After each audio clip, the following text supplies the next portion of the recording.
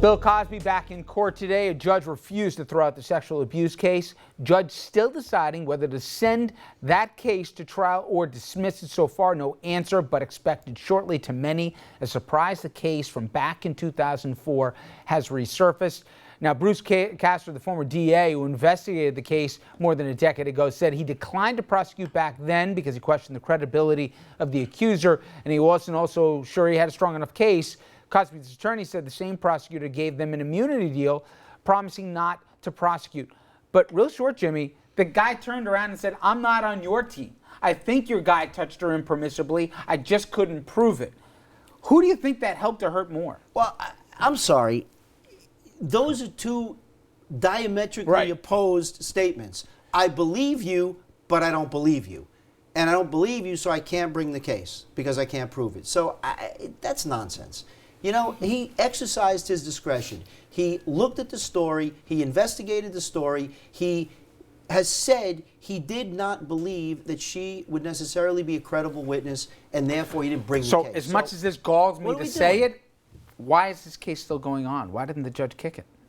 The judge actually should not dismiss it because I think it's very cut and dry. Look at the Pennsylvania statute. It says that the district attorney has no authority to grant immunity.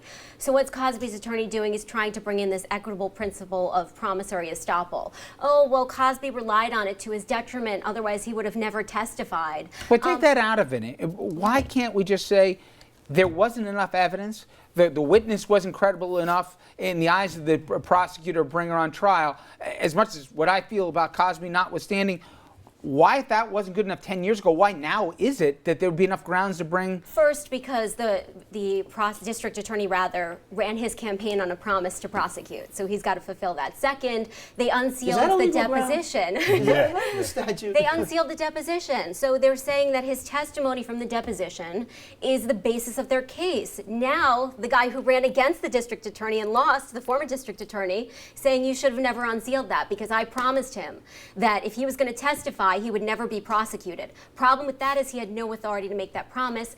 Even if he made the promise, it has to be approved by a judge. You got 20 seconds, Mayo.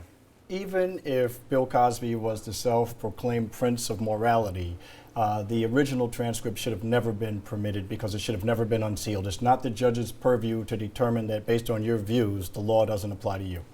Now that we have consensus on that. Guys, thank you all very much. Thank you for joining us, by the way. Don't be a stranger. Having me. Coming up next, everybody, we got some local headlines. Stay with us.